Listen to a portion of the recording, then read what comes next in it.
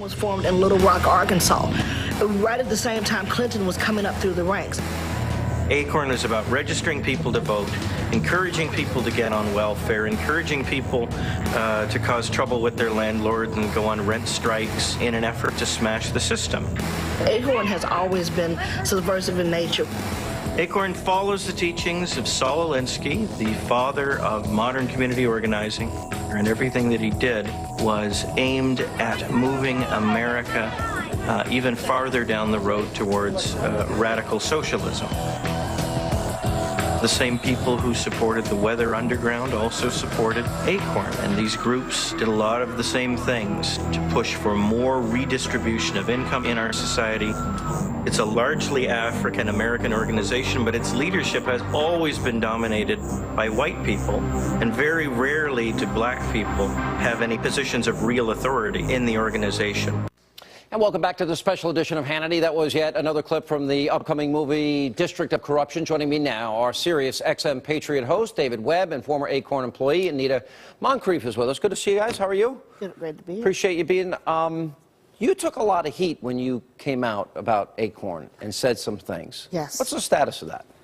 Well, right now, I think people are starting to realize that a lot of the things that I'm saying are true, especially with the Judicial Watch releasing all of these Freedom of Information Act requests. They get to see some of the things that are really going on inside the organization, and the fact that it's not dead, it hasn't gone anywhere, and they're still colluding and basically working with the Department of Justice. Yeah, I didn't know this. You know, we've been friends a long time, David. I didn't know the extent to which you understood all about ACORN and have been investigating it for years as well. The ACORN, and I started looking at them back in '98 in other versions because I was in Houston.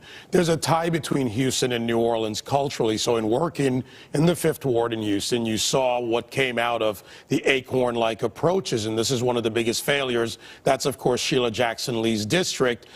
This started back in '75, really.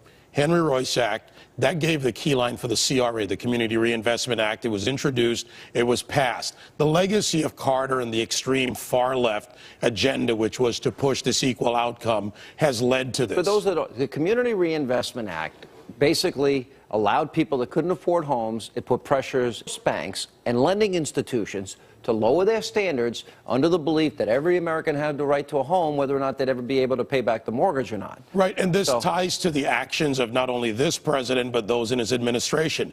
Take over the banks, take over in this, go in and advocate and put pressure through ACORN-like tactics and get the banks to lend to people who couldn't afford it. Make the connection to Alinsky, to Obama, to redistribution. In other words, his belief system, this is the foundation of who he is. Absolutely. Look at the Alinsky-like tactic. What you do is you put pressure on the institutions. Targeted, isolated. Right. Then you have the legislators who back it up by insuring the loans. They have Freddie Mac that writes it.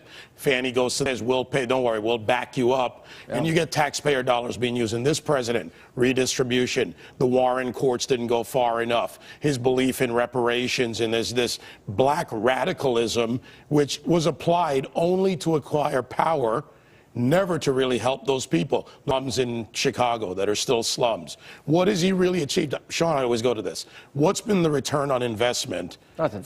for all of these communities? Is that, I mean, is this the foundation of who Obama is and this background? Yes.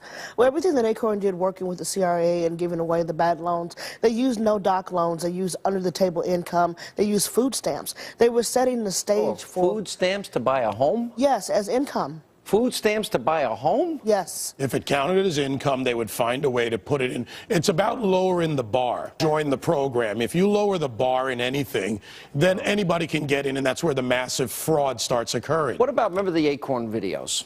Yes. What does that tell us about ACORN as an organization? There was a culture and climate of corruption. A lot of times when people came in, they were young and idealistic, but the longer you stayed there, you got to see everything that was going on, and people began to look the other way for the greater good. And what that led to was corruption at every level from the top down. And the corruption being? The corruption being, let's call it taxpayer-funded for one thing. The incentives that were given out to taxpayer-funded payoffs. Helping one party or another? Right. Well, yeah, of course, to push the liberal agenda, because who promises you equal outcome? And how do they achieve that? Because it doesn't really exist. They give you a false notion that it does exist. And the colluders, or the collusion, if you will, the Al Sharptons, the Jesse Jacksons, this is in concert. This is not one person. This is an entire culture, to use Anita's words. And it is fostered by private sector collusion with government sector, but it's all liberal policies. And again, 40 years or plus since the Great Society. And since all these things have come into play, Sean, you're living third generation in the same slums, in the same projects. There's been no benefit to the American community. No, it's her. Last word, Anita. One of the things that people should realize right now that ACORN's agenda is Obama's agenda. They haven't gone anywhere, and Obama is pushing ACORN's agenda right now through the White House. Both for this incredible expose and your hard work.